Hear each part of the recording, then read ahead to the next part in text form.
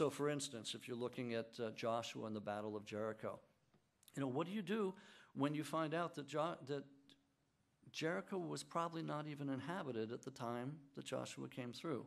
What does that do to the story? And then what do you do when you find out that there's a really similar story that we find at the city of Ugarit up in North Syria about a king who captures a city by going around 7 times and making a lot of noise? It dates to about the 14th century. It's pretty much the story of Joshua and Jericho, but it doesn't mention Joshua and it doesn't mention Jericho. What do you then do with that?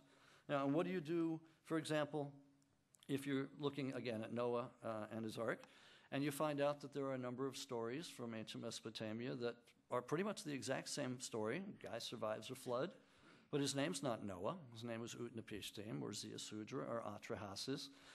And the flood is not sent because humans are sinful, but because they're noisy. The gods can't get to sleep.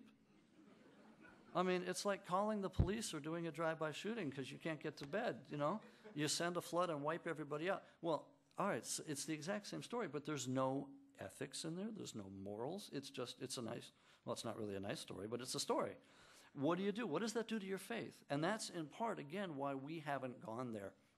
Because as archaeologists and biblical scholars, I think I'm safe to say that most of us have had to deal with this already. We've had to come to grips with this, whether it was in college or graduate school or afterward. What do you do when the archaeology doesn't confirm your faith, or in fact absolutely contradicts it? How do you deal with that? Most of us have come to some sort of grip with that, and we say, well, if archaeology is going to shake your faith, then your faith better be a little bit stronger, something like that. We've had to deal with it, but the general public frequently hasn't had to deal with that, and we don't want to be the ones to make them deal with it, and that's why I think a lot of us have shied away from it. So there's kind of an inherent tension between religion and science, if you will, and that's part of, I think, why we've kind of avoided this. But what I would say is we can't avoid it anymore. I really do think we have to be out there, and we have to get going on this. And as I say, that's part of why I agreed to write this book in the first place. Give you one ray of hope, though, for example, and not all these mysteries are unsolvable. In fact, I think a number of them will eventually might be possibly solved. We just don't have the data yet. The one I do think that we can start solving, though, is the 10 lost tribes, because again, I don't want to be a spoiler, but I don't think they were lost. I don't think they were ever lost. Some of them were taken off, sure, but most of them stayed right where they were. And the reason I can say this is for the 10 lost tribes, we actually finally have what I would want in solving all these mysteries. We've got 3 separate and independent pieces of evidence, and that's what I, as an ancient historian, always want, are 3 independent bodies of evidence.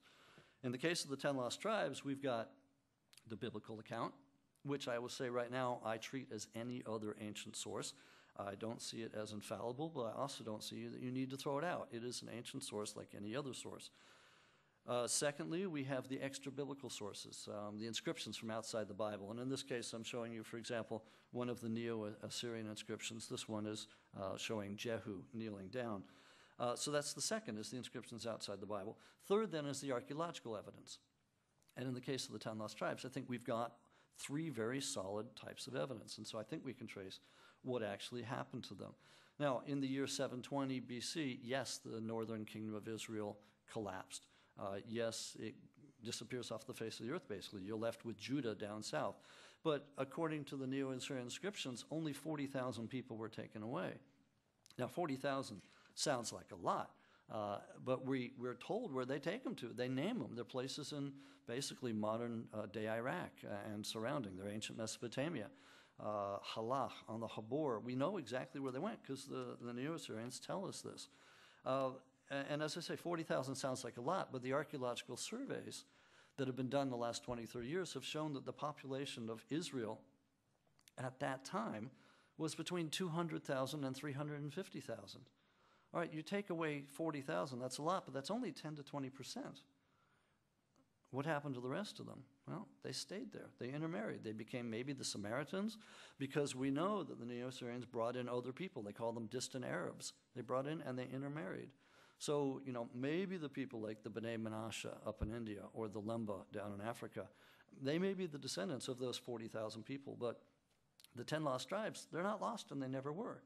So I think that's a good example where the archaeology and the biblical material and the history can all come together to help us solve that, or kind of solve that mystery. Many